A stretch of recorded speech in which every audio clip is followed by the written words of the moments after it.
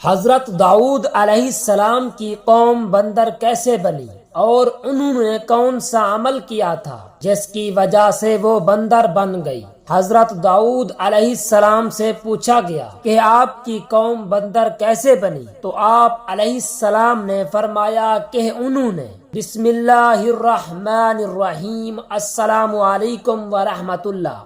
محترم ناظرین، اس بات میں کوئی شک نہیں کہ موت تو ہر ایک کو آ کر ہی رہتی ہے۔ کسی کو اچانک موت آتی ہے، مثلا کسی حادثے کے سبب یا قدرتی آفات کے سبب، جن میں زلزلے، سیلاب، آندھی، طوفان اور دوسرے وبائی امراض شامل ہیں۔ تو کسی کو بیماری میں، تو کسی کو گھر کے بستر میں، تو کسی کو مسجد میں۔ موت سے انکار نہیں کیا جا سکتا، موت کسی کی نہیں ٹلتی۔ جب اس کا وقت آ جائے تو چاہے بادشاہ ہو یا غلام، امیر ہو چاہے فقیر ہو، چاہے مشیر، یہ کسی کو نہیں بخشتی۔ چاہے زمین کے اندر چھپ جائے یا آسمان کے وسعتوں میں محفوظ ہو جائے، لیکن موت جو ہے جب اس کا وقت آ جائے تو آ کر ہی رہتی ہے۔ ہر شخص کی زندگی مقرر ہے، اس میں نہ کمی ہو سکتی ہے نہ زیادتی۔ جب وقت پورا ہو جاتا ہے تو ملک الموت، موت کا فرشتہ یعنی اسرائیل علیہ السلام قبضے روح کے لیے آتے اور اس کی جان نکال لیتے ہیں۔ اس کا نام موت ہے۔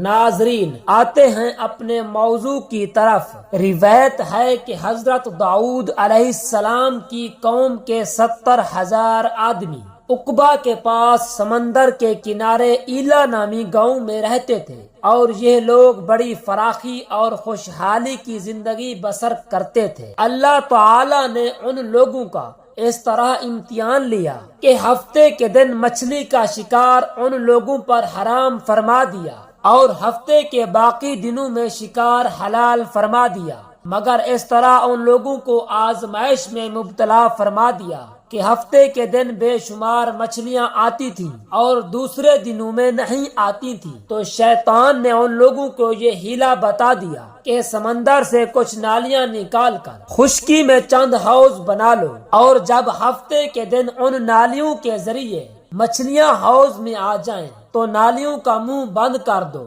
اور اس دن شکار نہ کرو، بلکہ دوسرے دن آسانی کے ساتھ ان مچھلیوں کو پکڑ لو۔ ان لوگوں کو یہ شیطانی ہیلا بازی پسند آ گئی، اور ان لوگوں نے یہ نہیں سوچا کہ جب مچھلیاں نالیوں اور حوضوں میں مقید یعنی قید ہو گئی تو یہی ان کا شکار ہو گیا۔ تو ہفتے ہی کے دن شکار کرنا پایا گیا جو ان کے لیے حرام تھا۔ اس موقع پر ان یہودیوں کے 3 گروہ ہو گئے۔ کچھ لوگ ایسے تھے جو شکار کے اس شیطانی ہیلا سے منع کرتے رہے اور ناراض و بیزار ہو کر شکار سے باز رہے، اور کچھ لوگ اس کام کو دل سے برا جان کر خاموش رہے۔ دوسروں کو منع نہ کرتے تھے، بلکہ منع کرنے والوں سے یہ کہتے تھے کہ تم لوگ ایسی قوم کو کیوں نصیحت کرتے ہو جنہیں اللہ تعالی ہلاک کرنے والا یا سخت سزا دینے والا ہے۔ اور کچھ لوگ وہ سرکش و نافرمان لوگ تھے جنہوں نے حکم خداوندی کی اعلانیہ مخالفت کی اور شیطان کی ہیلا بازی کو مان کر ہفتے کے دن شکار کر لیا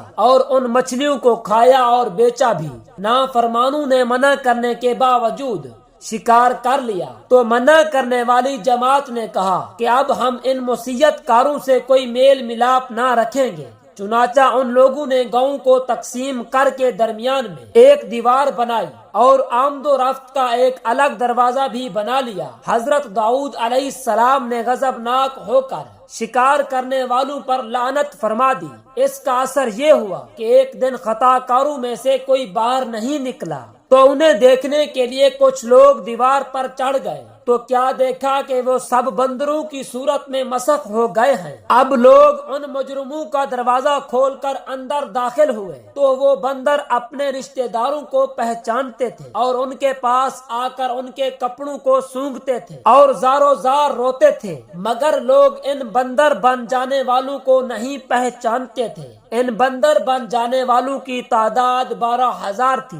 یہ سب 3 دن تک زندہ رہے اور اس درمیان میں کچھ بھی کھا پی نہ سکے، بلکہ یوں ہی بھوکے پیاسے سب کے سب ہلاک ہو گئے۔ شکار سے منع کرنے والا گروہ ہلاکت سے سلامت رہا، اور صحیح قول یہ ہے کہ دل سے برا جان کر خاموش رہنے والوں کو بھی اللہ تعالی نے ہلاکت سے بچا لیا۔ اس واقعے کا اجمالی بیان تو سورۃ البقرہ کی اس آیت میں ہے۔ ترجمہ کنز الایمان۔ اور بے شک ضرور تمہیں معلوم ہے تم میں کہ وہ جنہوں نے ہفتہ میں سرکشی کی تو ہم نے ان سے فرمایا کہ ہو جاؤ بندر دھتکارے ہوئے، اور مفلس واقعہ سورۃ الاعراف میں ہے جس کا ترجمہ یہ ہے، اور ان سے حال پوچھو اس بستی کا کہ دریا کنارے تھی جب وہ ہفتے کے بارے میں حد سے بڑھتے، جب ہفتے کے دن ان کی مچھلیاں پانی پر تیرتی ان کے سامنے آتی، اور جو دن ہفتے کا نہ ہوتا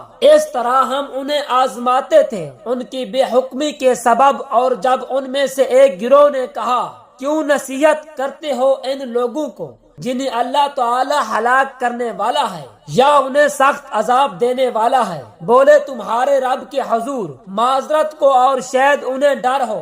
پھر جب وہ بھلا بیٹھے جو نصیحت انہیں ہوئی تھی، ہم نے بچا لیے وہ جو برائی سے منع کرتے تھے، اور ظالموں کو برے عذاب میں پکڑا، بدلہ ان کی نافرمانی کا۔ پھر جب انہوں نے ممانعت کے حکم سے سرکشی کی، ہم نے ان سے فرمایا ہو جاؤ بندر دتکارے ہوئے۔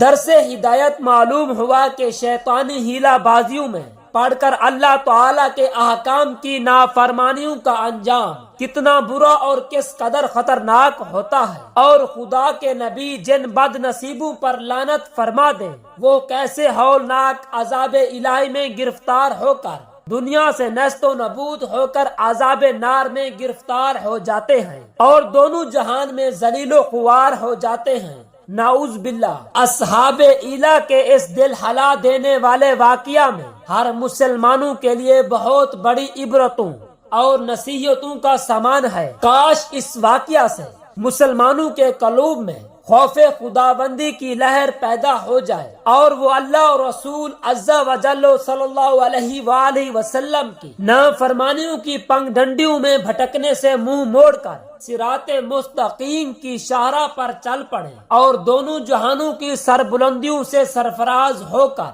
اعزاز و کرام کی سلطنت کے تاجدار بن جائیں۔ دعا ہے کہ اللہ رب العزت ہمیں صراط مستقیم پر چلنے کی طاقت اور توفیق عطا فرمائے۔ میرا سنانا اور آپ کا سننا اپنی بارگاہ الہی میں منظور و مقبول فرمائے، آمین ثم آمین۔